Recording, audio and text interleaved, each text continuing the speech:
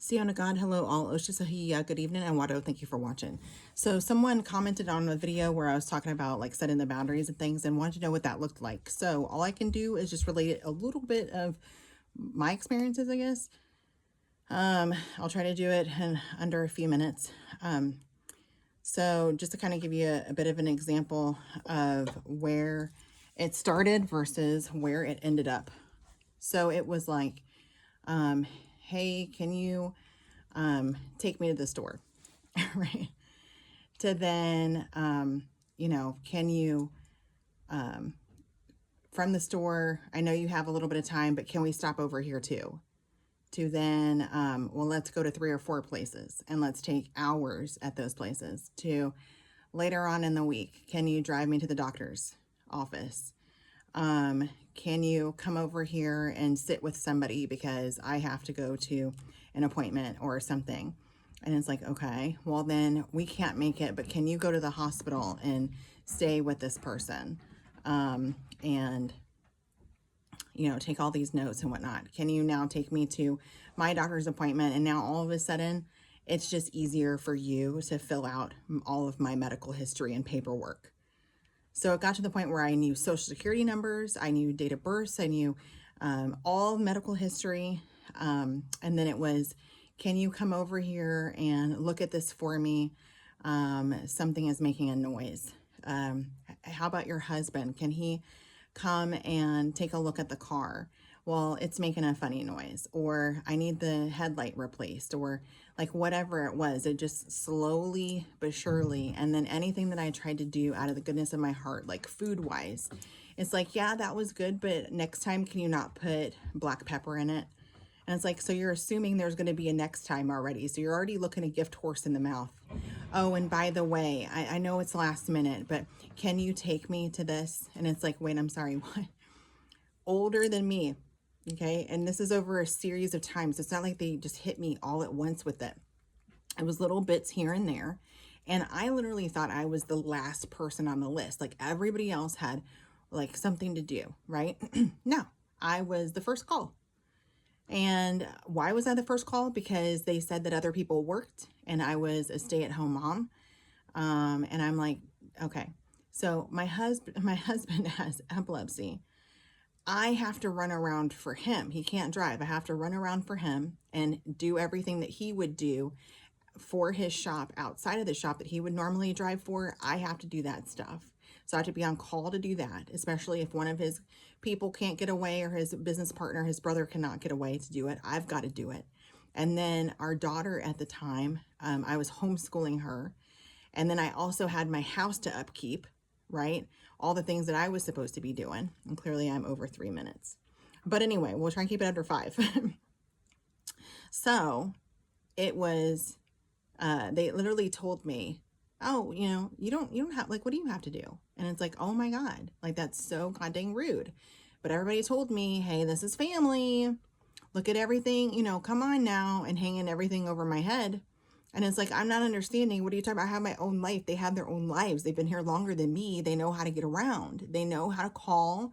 There are services that can help. Like they can do carpools, like whatever it is. Like, come on now. Even doctor's offices have arrangements where they have people come pick them up and bring them there. Like, come on, right? And then to devalue what I was doing, like, get real. So yes, I started saying, no. Really? You can't? No. But this is for such and such. You know that, right?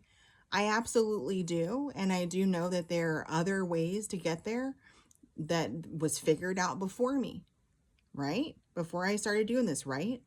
The worst, when I was just like, God dog it, I ain't doing nothing else, right? Was when I had heart surgery, people.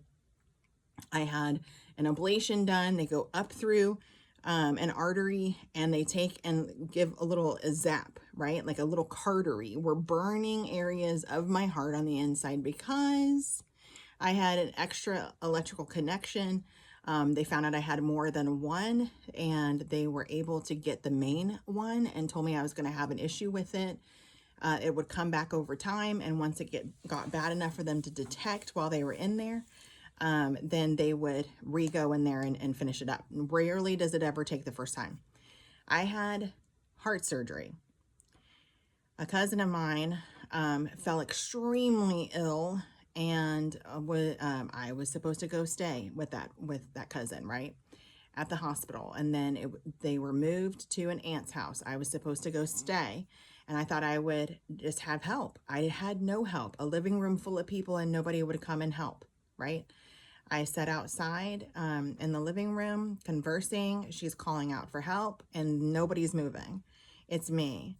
I'm helping her up, supporting her in the shower, cleaning her up and everything, bathing, like showering her.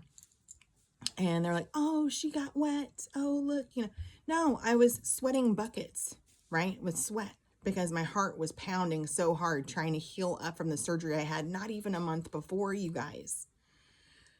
They have no compass for anyone. They will say they do, but they don't. It's all about them. Their compass is just them. That's it, right? And it's frustrating. And when you quit doing that, other people are like, why did you stop doing that? Like, what? Like, this is such and such, right? And then this is also such and such, right? And I'm like, look, I'm not taking your bait. I'm not taking your shame. No, just not doing it anymore.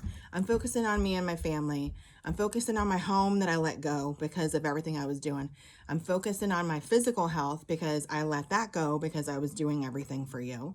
I need to pay attention to my daughter and homeschool her. Like I had notes and I had to literally stop, and it didn't start back until after the death of that cousin, right?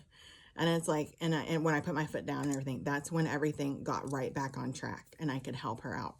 I was also told by my own mother, why would you have her around that? I'm like, what are you talking about?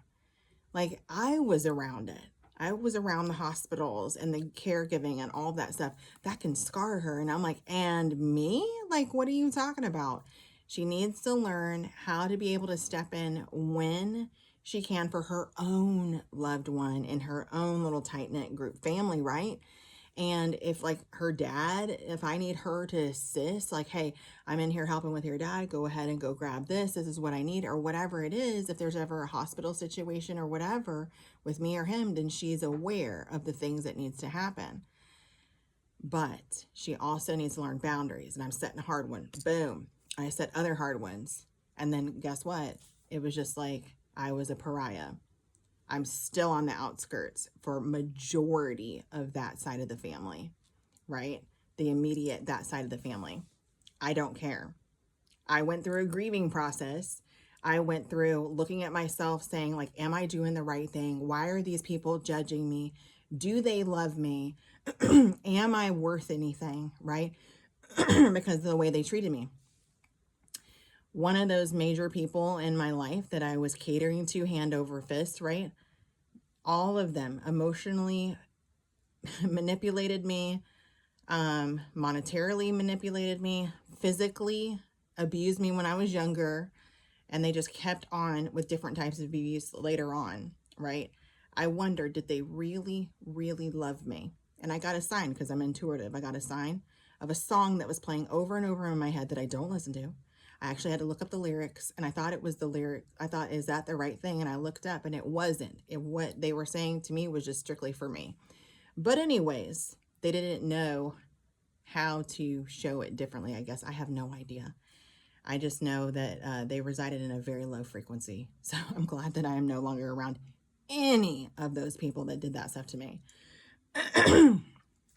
More recently, people that I thought were like ride or die, because they literally showed that to me back when I had some huge situations go on with my dad's widow, and all of that, the treatment that I had and all of that. They had my back. They had my back through everything with those other people, me setting those hard boundaries and all that kind of stuff, being thrown under a bus by all those people. They had my back. And guess what? They didn't have my back recently because it involved one of their children. And I was like, yeah, I don't really care for how your kid is talking to me. Like, that's not cool.